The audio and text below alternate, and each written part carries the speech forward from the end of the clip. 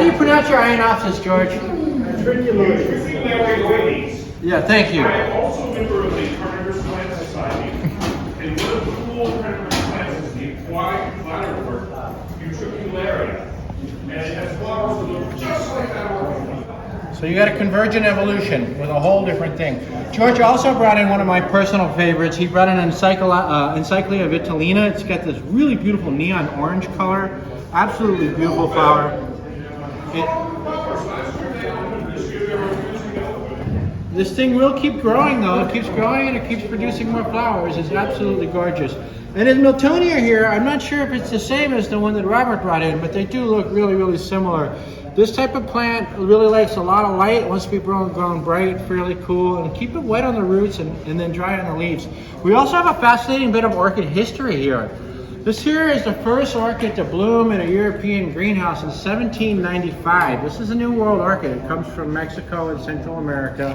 What they used to do is they used to use orchids as packing material for other types of plants because the pseudobulbs would release moisture on the sailing ships and keep other plants alive.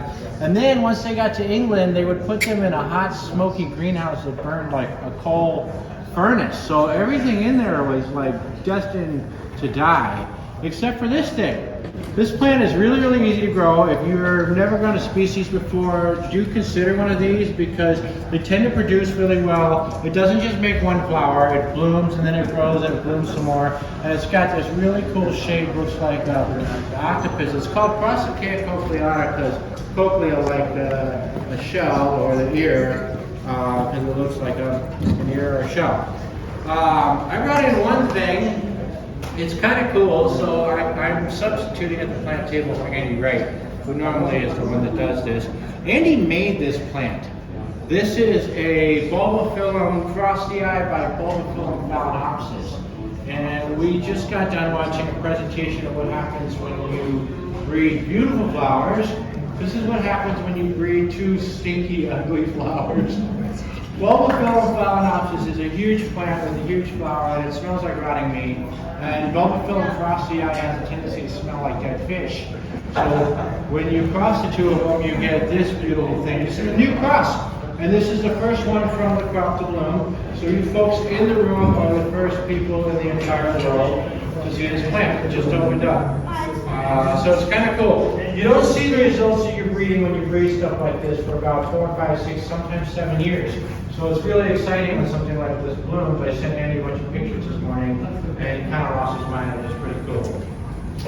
Robert, a very meticulous scholar, has brought in a bunch of different things which are just fabulous. I love this Miltonia. I really love a Burger. This is one of my favorite hybrids of all time. The thing blooms fire engine red and has a really lovely citrusy smell. Burger is a hybrid genus that doesn't really exist anymore because of the whole Odontoglossum thing. Odon, Oncidium, Cochleota, and Miltonia. You can really see the Miltonia in the shape of the waterfall dripping in, and Cochleota is what gives it the red. Right? These things are notoriously difficult to grow. You got to keep the roots wet but the leaves dry.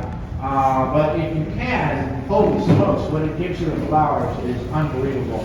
Robert also has a really cool Dendrobium Cuthbertsonia, which I'm going to talk about again in a minute because there's some more over here that are really cool. And a plant that I've been jealous of for about 3 or 4 years now since I started seeing Robert bring this thing in. This thing is a Masdevallia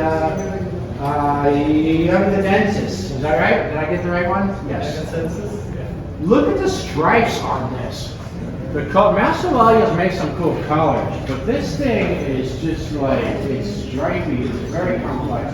The plant is robust. Masdevallias are wet growing, high Andean plant. It comes from the Andes Mountains, and it's at the equator. So the temperatures and the climate doesn't really change that much throughout the year. It's mostly just cold and wet all the time. So if you're growing them, you should change the medium based on your watering style. Robert has his in a basket in a fairly coarse medium. And I'm going to imagine that's probably because he likes to water a lot. It drains pretty well. But that is a wonderful plant. Look at that when you're over here. Monique brought in a couple of very nice plants. Brought in a Paphiopedilum vexilla. Who brought these plants? I want to talk about these first. You brought these?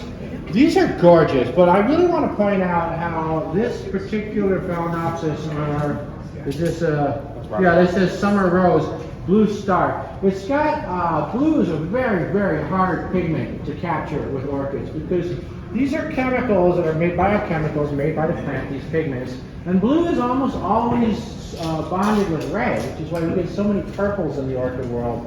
And red can exist on its own, but plants have a hard time making it blue on its own, but this flower is very, very blue. There's another one over here. It's a similar couple over here that are doing this blue thing.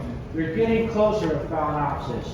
We're really pushing to get some of these growers, especially in Taiwan, and some of the hybrids they're making, they're coming very, very close to true blue, but it's taking generations of breeding to get there. Monique brought in a Paphiopedilum vexillarium. This is a wonderful species. You'll notice it's a real small pot, but it's a large plant growing in there, and it's just a gorgeous flower. They use this one a lot for breeding, a lot of the Monnier hybrids. Really pretty. The dorsal sepal on this is a gorgeous, well-grown plant. Where's Monique? Wonderful plant. Thank you for bringing that. That is absolutely gorgeous. Mike and Donna brought in some really, really cool stuff. The one that I want to point out, though, is the Bulbophyllum grandiflorum. Bulbophyllum is a genus that is the world over. It is in every single jungle on Earth, and there's some I think it's something like 2,100 species of bulb. There's an insane amount of them.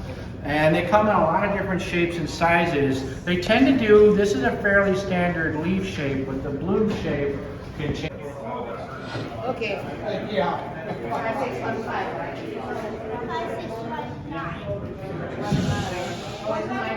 5619. 5619. 56. George, go get it. Go get it.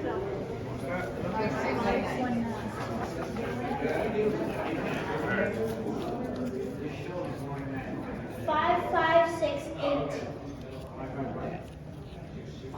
Do it again. Oh, well, there we Awesome.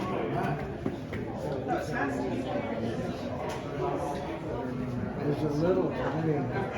Oh, hopefully that's fragrant. 5587. Hopefully it's fragrant. Mine is not fragrant. What is it? What is it? 5587. That's not me, Violet. Not me. What is you?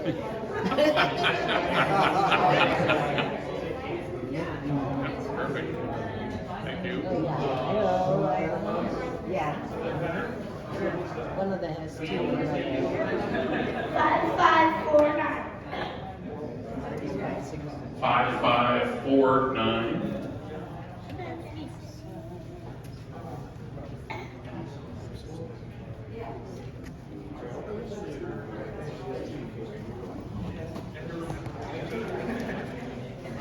5642.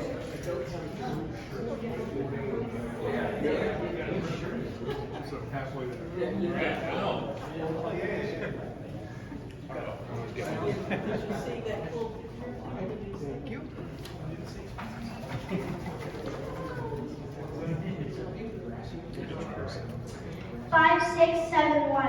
Yes, that's me. Thank you. 5700. Nope. I win.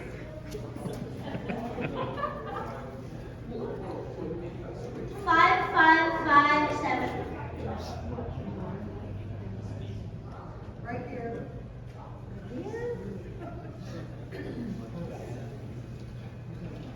No winner? Oh, there she is.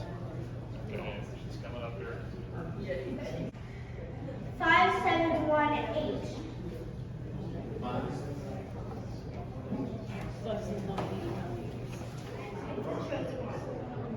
5521. Oh my God! It happened! It finally happened!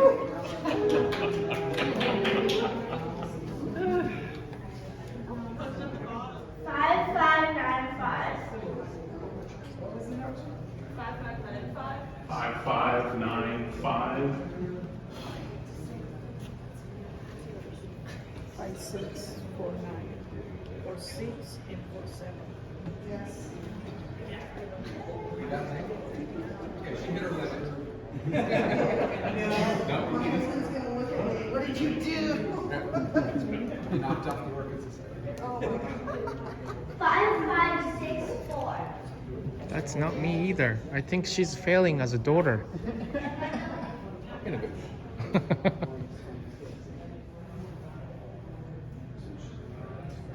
5571. You fail.